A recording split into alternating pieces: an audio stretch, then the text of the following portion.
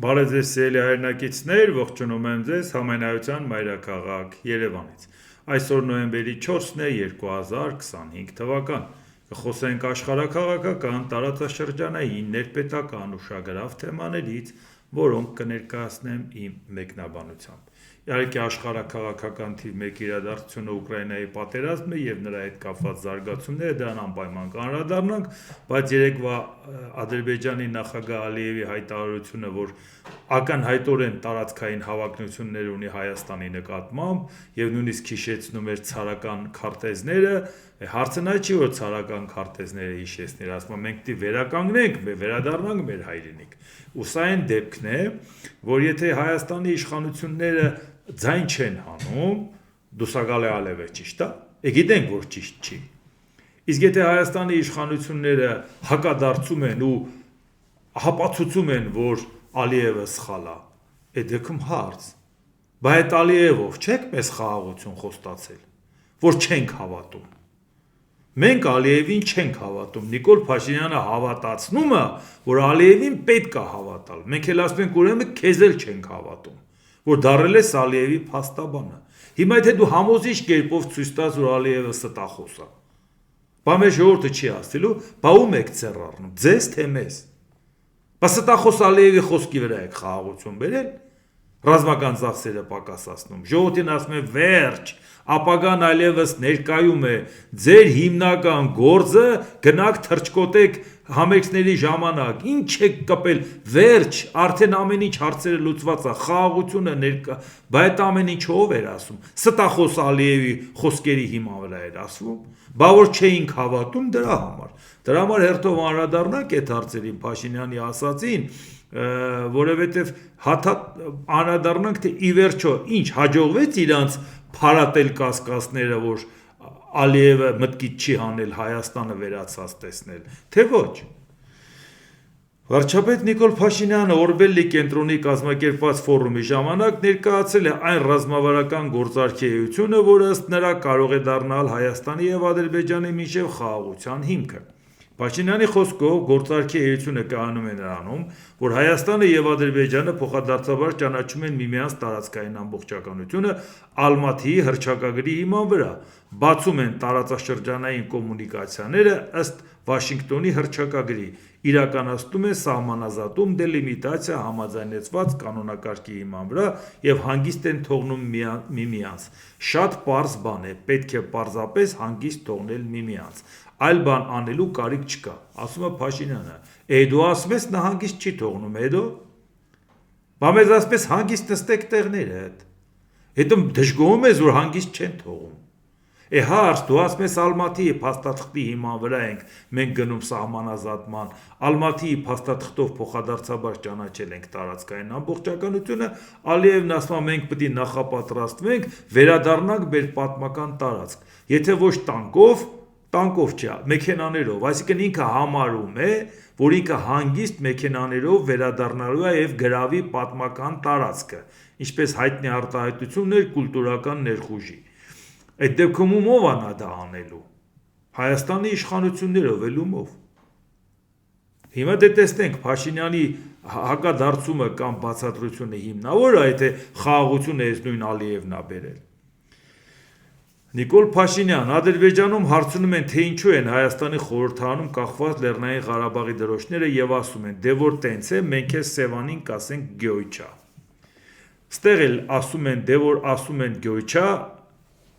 եկեք ասենք Գանձակ, եկեք ասենք Կովսական, եկեք ասենք Քաշաթաղ, իրենք ասում են, դե տեսեք,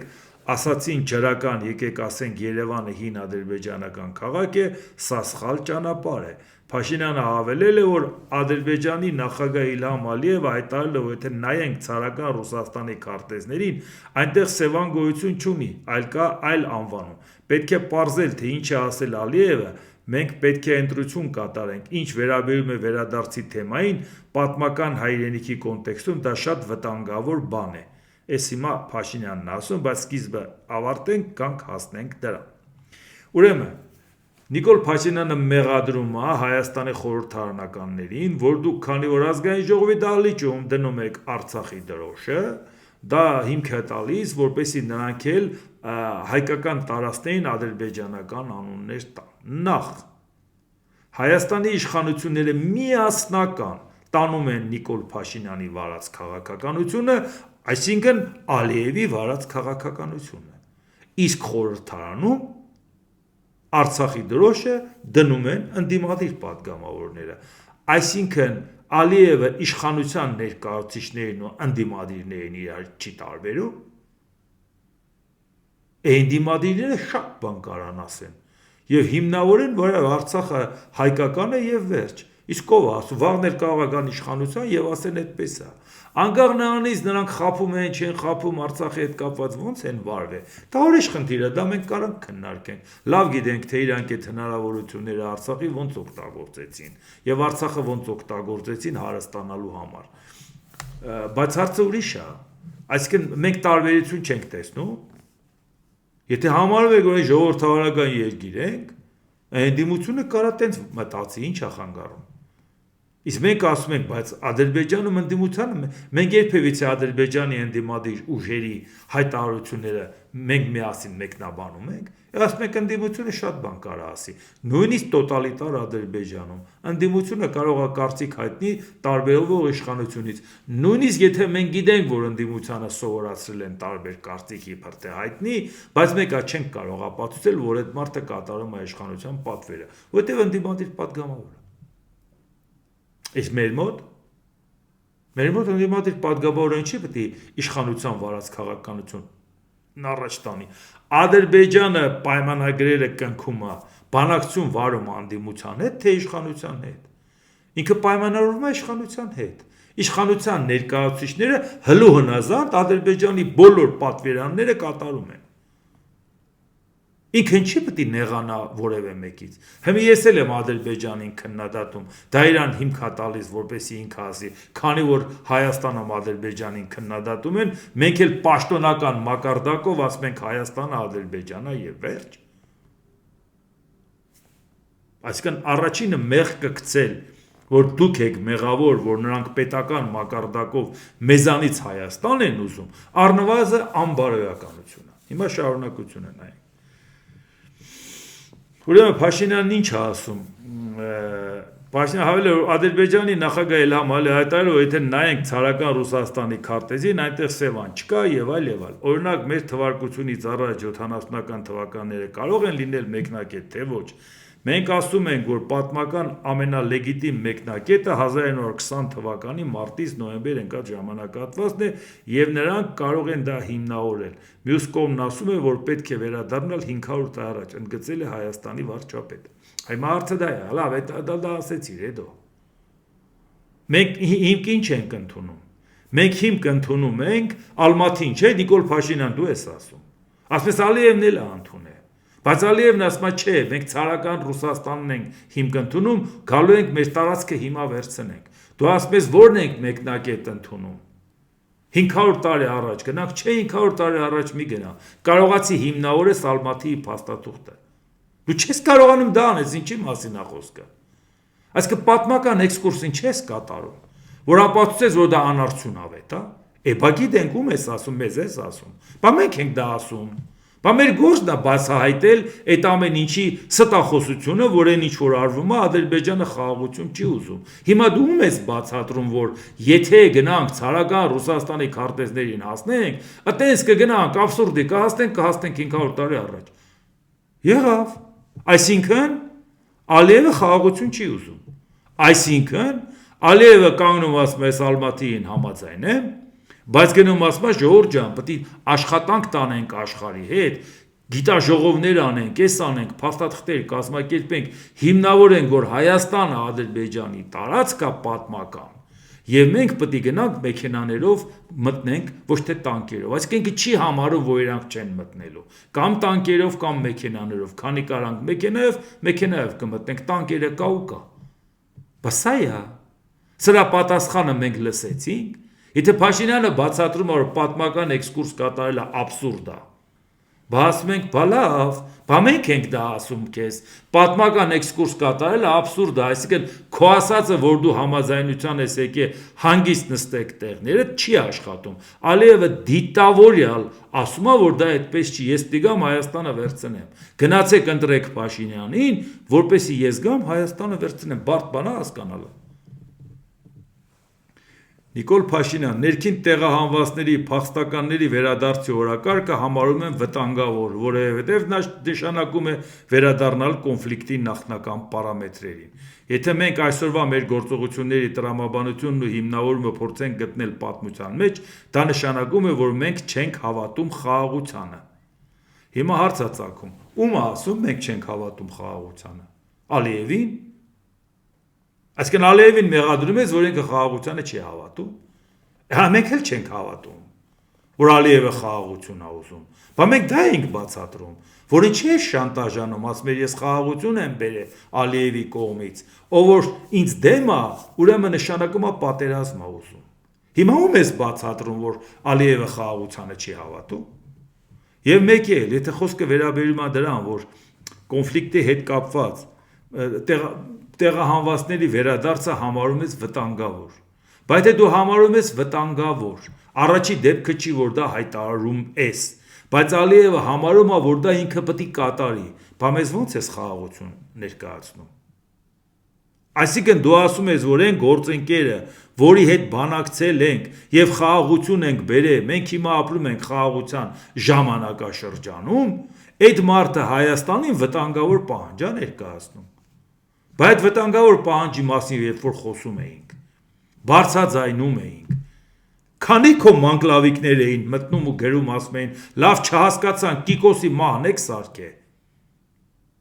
Ադրբեջանցիներն էլ եկա։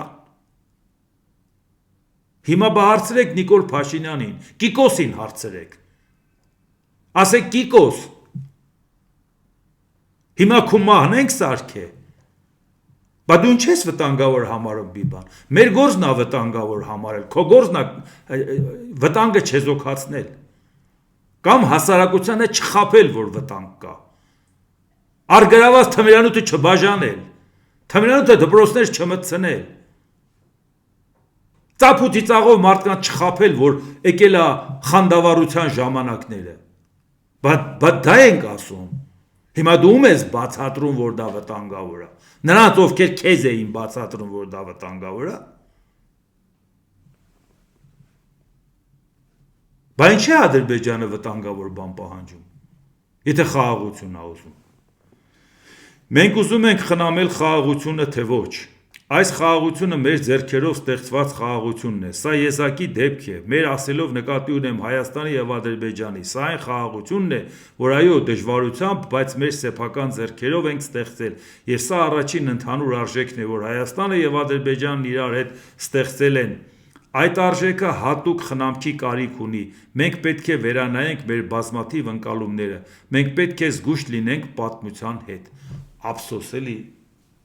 սովորական ջուրախմիչ չկա, թե չէ այս կենացը խմեինք մի հատ ժողովրդյան։ Այստեղ են իրան լրիվ ձեռը առել։ Ընկեր խաղաղություն ով չի ուզում։ Հայ ժողովուրդը խաղաղություն ուզում է։ Դու էլ ասում ես խաղաղությունը Ալիևը մեզ նվեր է տվել։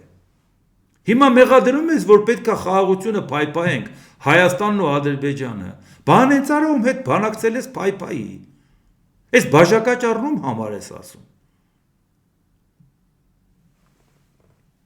Փաշինյանը նկատել է, որ հաղորդակցության ուղիների ապաշրջափակման համատեքստում լուրջ դեմքերի հետ խոսելիս ասում են, թե սահմանային անցակետերում երկու երկրների քաղաքացիները միմյանց հետ շփման ժամանակ կարող են հոգեբանական դժվարությունների բախվել, բայց դրա հետ մեկտեղ խոսում ենք փախստականների վերադարձի մասին, այսինքն 30 վայրկյան տևողությամբ շփումը խնդիր է, իսկ հետո Հայաստանում ասում են, որ Նախիջևանից, Բաքվից, Կիրովաբադից տեղահանված անձինք պետք է վերադառնան, այս դեպքում տրամաբանության խեղաթյուրում կա։ Ում կողմից խեղաթյուրումը կա։ Այդ լավ է, որ գլխի ես ընկել ինչ է կատարվում։ Այսինքն նա 30 վայրկյան երեսը չի ուզում տեսնի, բայց 300,000 մարդ ուզում է բերի Հայաստան։ Բայց այդ մասին ով էր ասում ամեն անգամ։ Սազանդարները էլ արդարացնում էին քեզ։ Ասում են Փաշինյանը դրական բաներ է անում, չեք նկատում։ Դրական։ Ուժեղ քայլեր է անում։ Հիմա հարց։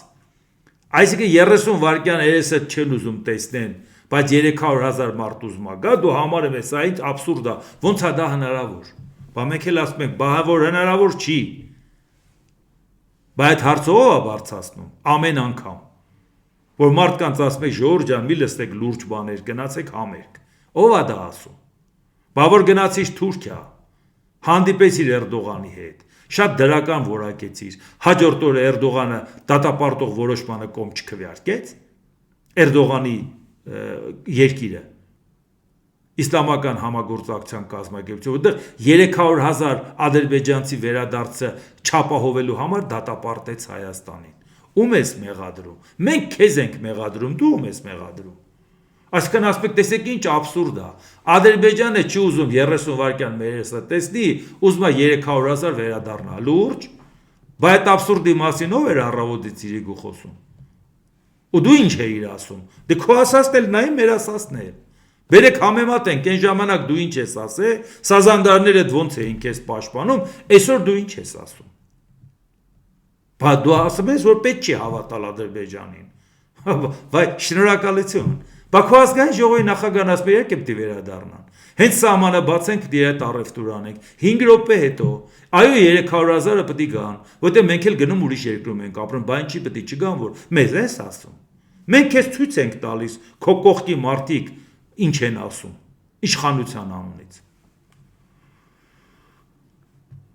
Նիկոլ Փաշինյան, մենք չգիտենք, թե ինչ է խաղաղությունը, այդ երևույթի հետ չենք առնչվել երբեք։ Անկամ անկախության նախընթաց շրջանում մեր հարաբերությունների հիմքը եղել է կոնֆլիկտը։ Մենք անկախություն ենք ստացել կոնֆլիկտից բխած էներգետիկայի շնորհիվ։ Ավելի քան 30 տարվա կոնֆլիկտը լուծված է քաղաքական առումով, բայց սոցիալ-հոգեբանական առումով հնարավոր չէ անջատիչն անջատել ու արգելակները կանգնեցնել։ Դրա համար այն պարբերաբար արտահայտում է ժամանակ առ ժամանակ Հայաստանում ու Ադրբեջանում, մամուլի, փորձագետների ու անգամ երկրի ղեկավարների մակարդակով։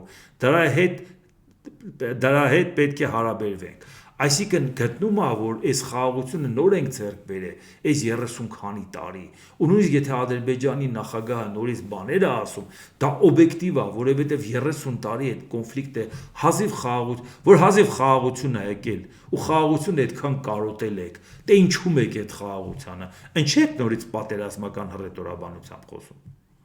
Այն էլ առաջի դեմքերը ոնց է արդարացվում առաջի դեմքերի կողմից, եթե առաջի դեմքերն են փաստաթուղթ ստորագրում, ասում են լիազորված են ժողովուրդների կողմից։ Այս Ադրբեջանի նախագահի երեստ ու բեխերը լվալու իմաստը ո՞րն է։ Դու այդքան համոզիչ ես, որ կարողանաս մեզ համոզիչ ներկայացնես Ադրբեջանի նախագահի արածը եւ հիմնավորես, որ Ժողովուրդ ջան, դե տենց էլ է ալնում։ 30 տարին է մեղավոր, որ Ալիևը տենց է խոսում։ Դուք կարծում եք Ալիևը տենց վատնա, չէ, Ժողովուրդ ջան, Ալիևը բա վատնա, ուղղակի մթնոլորտն է այդպեսին։ Լրագրողն էլ է այդպեսին, հասարակական գործիչներ, դե Ալիևն էլ նախագահ ու քարիտ չի էլի, հասկացեք, հասկանում ենք Ժողովուրդ ջան, իհարկե քարիտ չի։ Բա գնացել ես հետը պայմանավորվել ես, ձեռքը սեղմել ես, դեմը կզել ես, բա գիտենք որ քարիտ չի։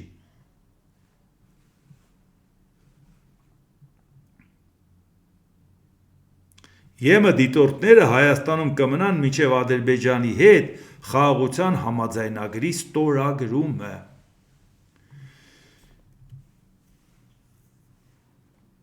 Փաշինյանը հավելել է, որ խաղաղության համաձայնագրի ստորագրումից եւ վավերացումից հետո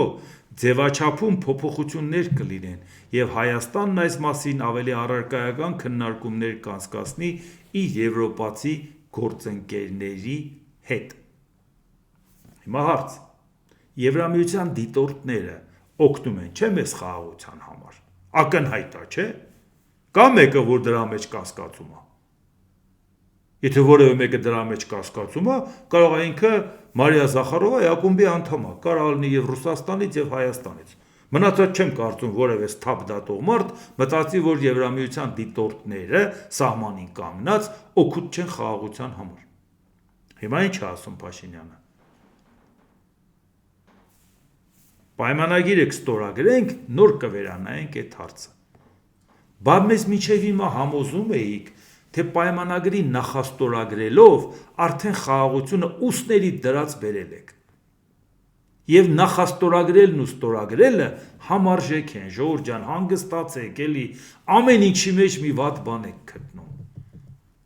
Ասում ենք նախաստորագրելու մեջ որևէ պարտավորություն չկա վերցված, որտեղ ստորագրած չէ փաստաթուղթը, չկա միջազգային երաշխիքներ, ժամկետներ ու պարտավորություններ, ինչ էիք ասում,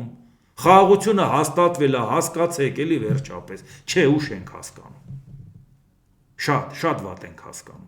հիմա հարց ենք տալի, նախաստորագրելու ու ստորագրելու տարբերությունը որն է, որ ասում ես նախաստորագրելու ժամանակ դիտորդներին չենք հանի, ստորագրելու ժամանակ կհանենք, այսինքն ստորագրելու ժամանակ, վավերացնելու ժամանակ կստանանք համապատասխան երաշխիքներ, չնայած այդ երաշխիքները էլի երաշխիք չի, հարցը դա չի, բայց գոնե կհիմնավորեց, որ ստացել ենք երաշխիքներ, որի հիման վրա արդեն կարող ենք Եվրամիության դիտորդներին ասել, ծես հաջողություն, գնացեք, առավելևս, որ այդ հարցը ընդգրկված է պայմանագրի մեջ, որը նախաստորագրված է, այսինքն եթե ստորագրես արդեն դա անելու է, հիմա հարցը ծագում։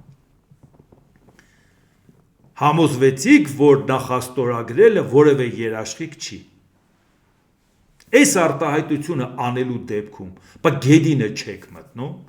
բա օգոստոսի 8-ից մինչև այսօր կյանքներս կերակ, բացատրելու, որ խաղաղությունը բերել եք։ Խաղաղությունը բերել եք, եվրոդիտորդներին ինչ չես անում հիմա։ Բերել է չէ խաղաղությունը։ Ալիևին վստահում ես, չէ։ Խաղաղությունը եկե, ինչ չես անում։ Բիսկի խմբի համանախագահների ինստիտուտը չսպասեցիր ստորագրես, նախաստորագրելու ժամանակ հանեցիր։ Ալիևի մի պահանջը կատարեցիր, բայց մյուսն էլ կատարի չես կատարում։ Մեզ համոզում ես, որ խաղաղությունն արդեն եկել է նախաստորագրելով։ Ասում ենք չենք հավատում։ Եվ հղում ենք կատարում Նիկոլ Փաշինյանին, որ ինքը չի հավատում դրան։ Եթե դու հավատում ես, ինչի ես ասում, սպասեք ստորագրենք, երաշխիքները ստանանք, նոր հանենք։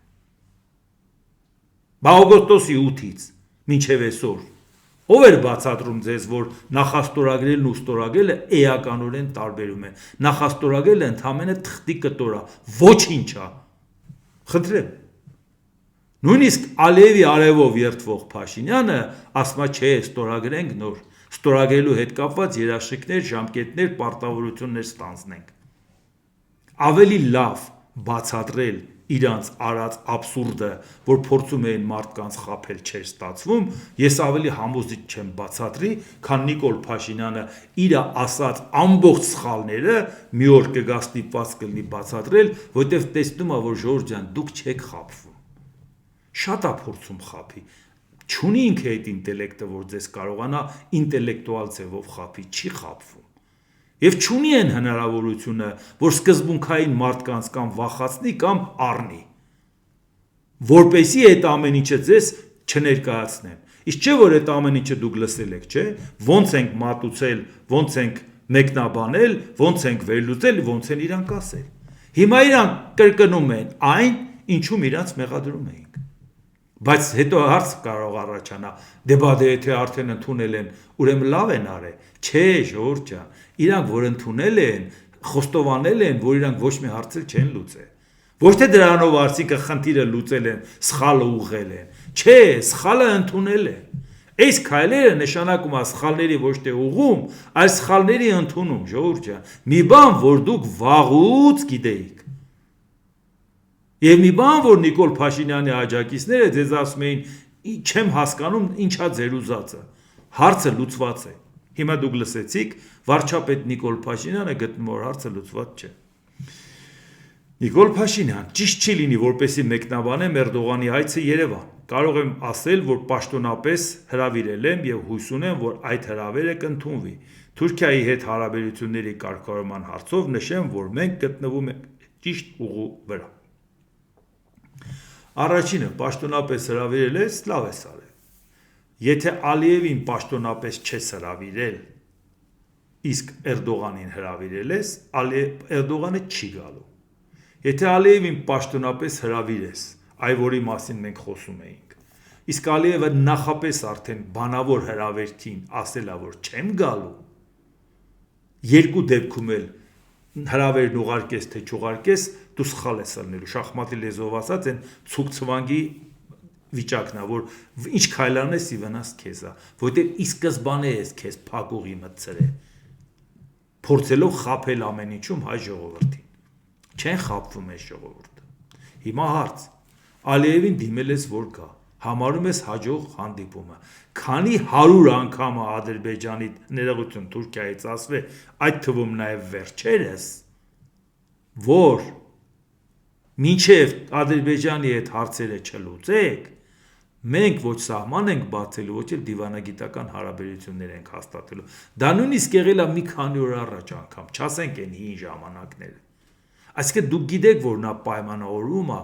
Ադրբեջանի հետ, բայց երբ որ փաստաթուղթը ստորագրվի,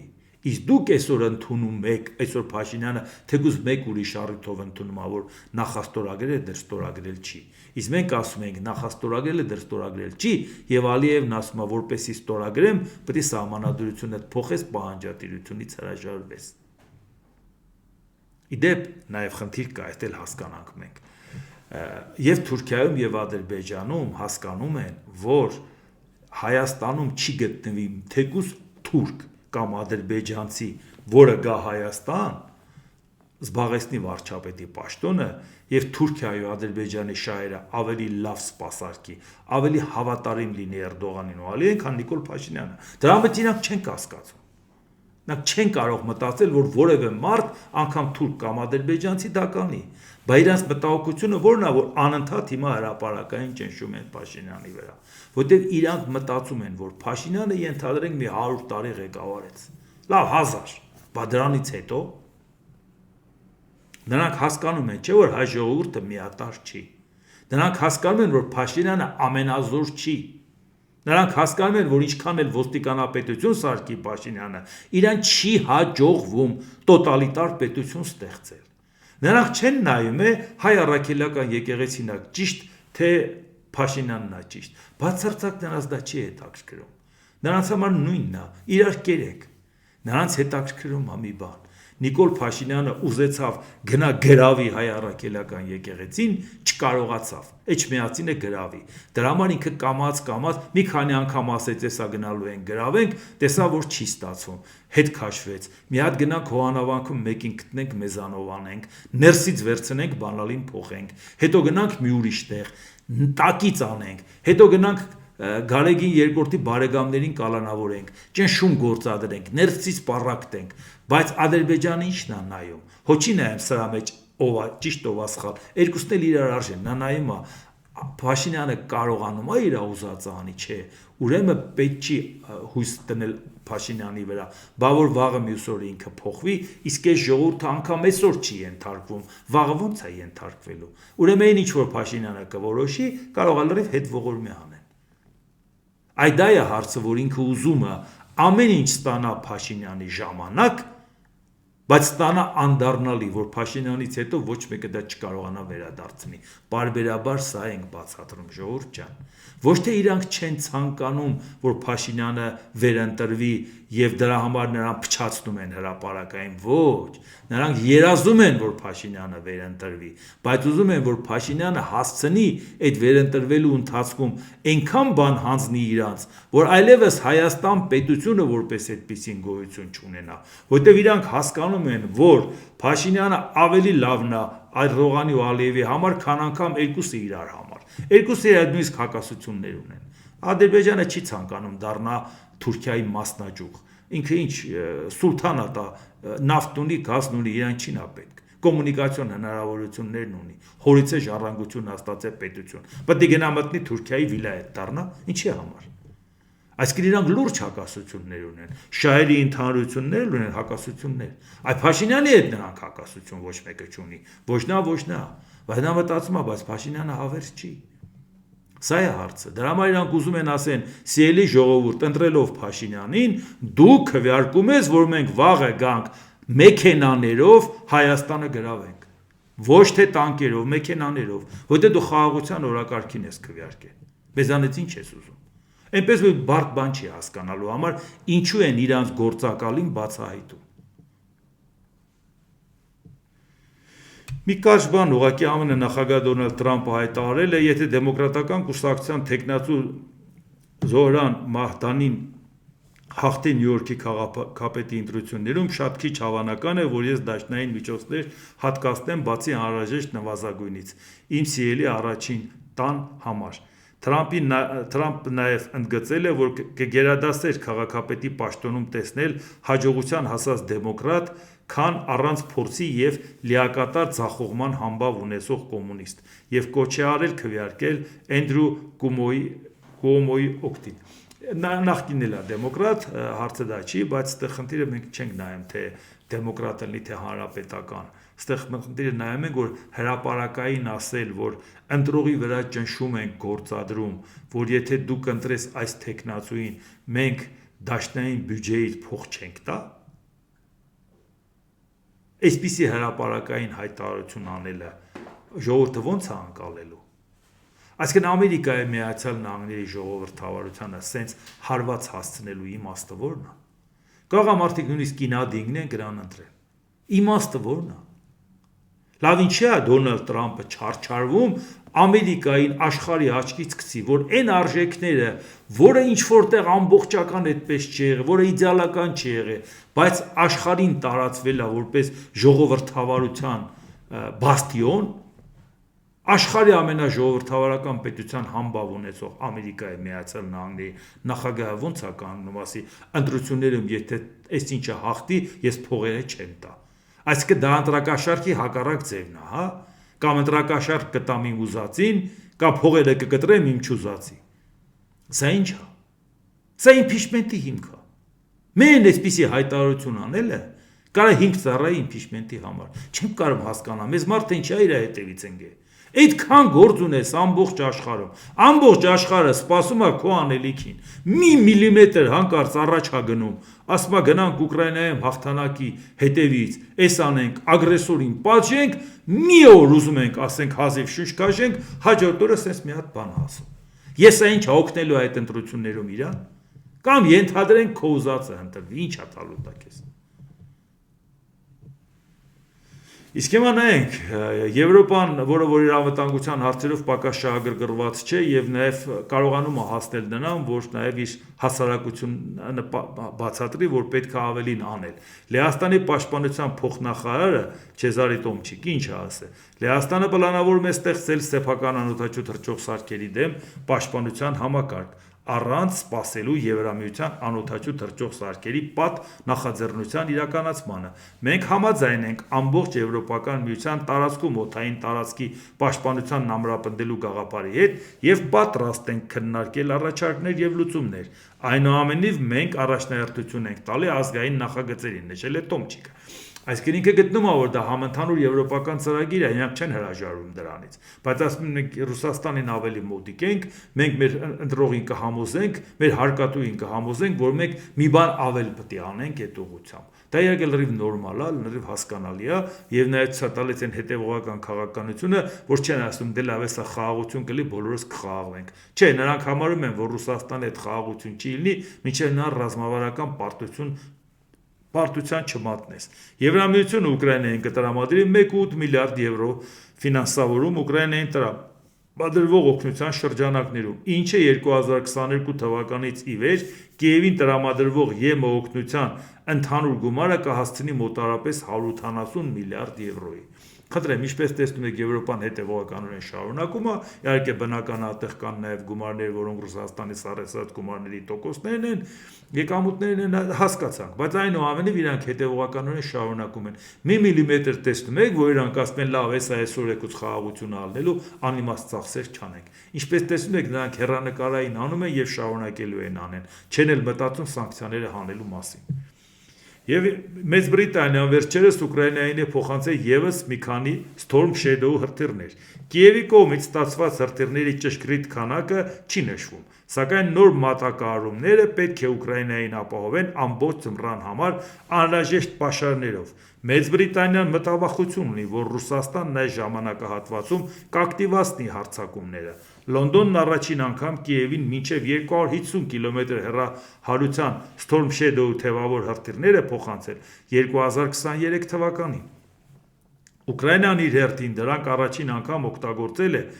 Ռուսաստանում ռազմական թիրախներին հարվածելուն 24 թվականի նոյեմբերին։ Բրիտանիայի իշխանությունները չեն ասում, թե պատերազմի սկզբից ի վեր Կիևն ընդհանուր քանի նման հրթիռ է ստացել։ Թվում է, թե այնպիսի մեծ հեռահարության դրոնների ու հրթիռների մասին են խոսում, այս 250 կիլոմետրն ինչա որ։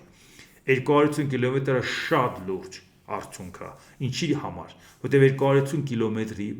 պարագայում այդ գեգճշգրիտ հրթիռներով, որոնք բավական խելացի հրթիռներ են, նրան դժվար է նրան խաբելը, հարվածները հասցնել, բավական ծանր հարվածներ է հասցնում այն գծերին, որով որ նրանք թիկունք են ապահովում ռազմաճակատի համար։ Այսինքն այդ 250 կիլոմետրի համար շատ արդյունավետ թիրախներ ընտրելու, շատ ծանր հարվածներ հասցնելը շատ լուրջ որակական հաջողություն է բերում Ուկրաինային։ Այնպես ինչպես տեսնում եք, 3 բան ընթերցեցի, 3-ն էլ ընդդեմ Ռուսաստանի հետևողական քաղաքականության, որ ինչպես տեսնում եք, մարդիկ դա առաջ են տանում, որովհետև գիտեն, մինչև Ռուսաստանը չպարտվի, այդ խաղաղությունը չի լինի, որովհետև Ռուսաստանը ագրեսոր է, ագրեսորը խրախուսվեց, վերջ, նա շարունակելու է, որովհետև ինքը պատերազմը չի կարող դադարեցնել, պատերազմը դադարեցրեց, պետք է ասեն, բա ինչ ենք վատ ապրում,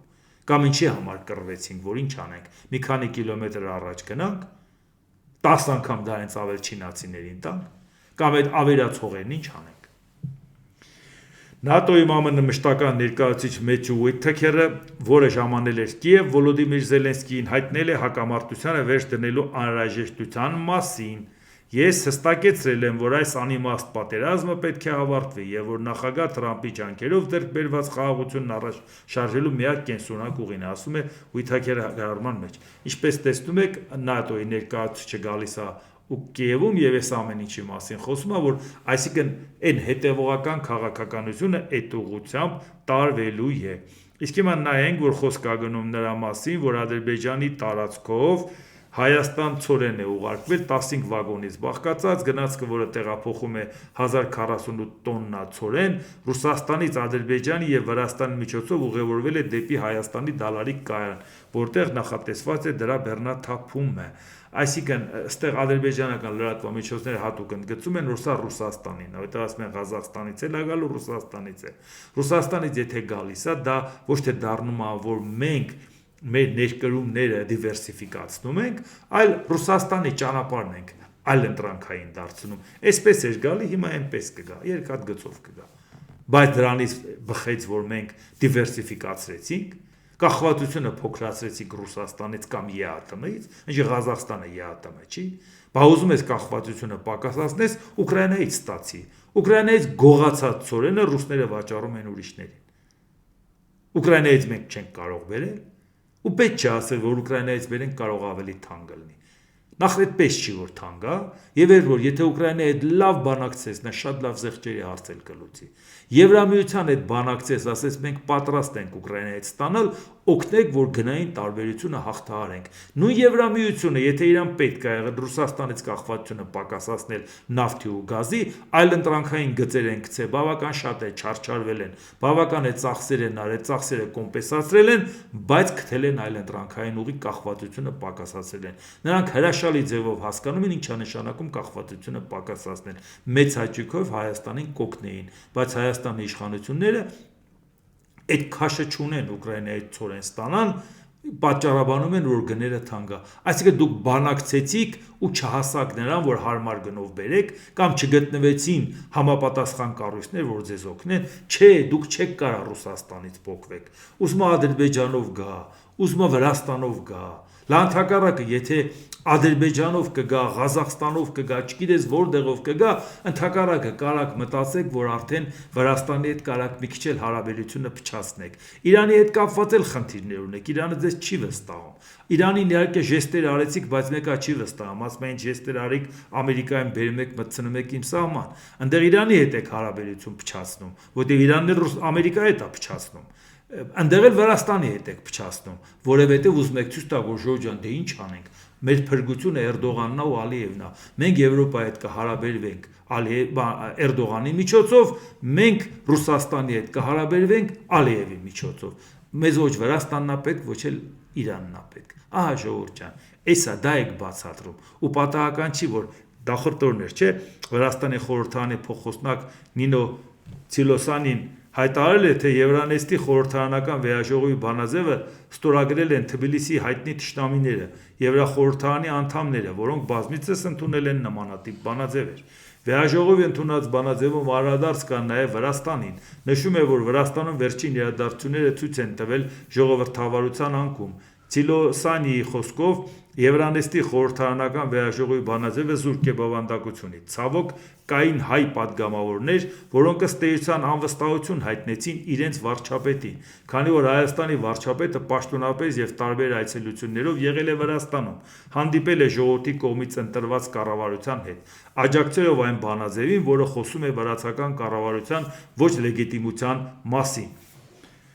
Նրանք անվստահություն են հայտնում իրենց վարչապետին։ Սա փաստարկները հստակ ցույց են տալիս, թե որքան անիմաստ է բանաձևը, որը զուրկ է բովանդակությունից։ Դրա նպատակն է մեկ աղյուս ավելացնել Վրաստանին վնասելու համար, հայտարարել է Ցիլոսանին։ Իհարկե, թե բանաձևը որքանով է ճիշտ, որքանով է սխալ դնենք մի կողմ, երևույթն ենք մենք նայում։ Վրաստանը նախ հրաժարվել էր մասնակցել Եվրանեստի խորհրդարանական վեհաժողովի 12-րդ լիագումար նստաշրջանին, որն անցկացվել է Հայաստանում։ Եթե այստեղ ընդդիմադիր պատգամավորները Վրաստանի դեմ որոշում կայացնեին, Վրաստանը այսպես չէր վրդովվի, որտեղ դե ընդդիմությունը կարա տենց անի, ինադու տենց անի, իշխանության ինադու տենց անի, բայց իշխանական պատգամավորներն էին, չէ՞ քվեարկել։ Իշխանական պատգամավորները քվեարկել էին, նրանք էլ ասեն, բայց ձեր վարչապետը լեգիտիմ է ճանաչել։ Հիմա ուղղակի մի հատ թեթև հիշեցում։ 27 հոկտեմբեր 2024 թվական, մի տարի առաջ մոտավորապես, վարչապետ Նիկոլ Փաշինյանի շնորհավորական ուղերձ է հղել Վրաստանի վարչապետ Իրակլի Կոբախիձեին։ Մեծարգո պարոն վարչապետ, ջերմորեն շնորհավորում եմ Վրաստանի խորհրդարանական ընտրություններում վրացական երազանք կուսակցության տպավորիչ հաղթանակի կապակցությամբ, տպավորիչ, այս բառի հետ կապված հակտուկ խոսել եմ, վեճ էր գնում, ինչ էիր ասում տպավորիչ, շնորհավոր էիր, հարևան պետություն է, բայց պետք չէր ցույց տալ տպավորիչ, ընդդիմությունը բողոքարկում էր։ Վրաստանի հետ հարաբերությունների շարունակական զարգացումը Հայաստանի կառավարության արտաքին քաղաքական առաջնահերթություններից է։ Ով էլ Վրաստանում ընտրվի, որպես իշխանություն պետք է շնորհավորես։ Վերաբերմունք արտահայտելու դեպքում, եթե դու այսպես վերաբերմունք ես արտահայտում իշխանության հանդեպ, որից հետո այդ նույն իշխանության հանդեպ իշխանական Հայաստանի պատգամավորները դատապարտող հայտարարություն են անում ոչ լեգիտիմ ճանաչում, դրանք ասում են տղեկ կողմնորոշվեք, դուք ում հետ եք։ Այն որ ես գտնում եմ, որ Վրաստանի իշխանությունները սխալ ուղով են գնում, այդ հասկանալի է, բայց ես իշխանություն չեմ։ Այն որ ես իմ համագրանքը ցույց եմ տվել, որ եվրոպական ինտեգրացիայից Վրաստանի շեղվելը շատ վնաս է նաև մեզ, դա նորություն չի, դա պարզ է, բայց ես ասում եմ, ես իշխանություն չեմ։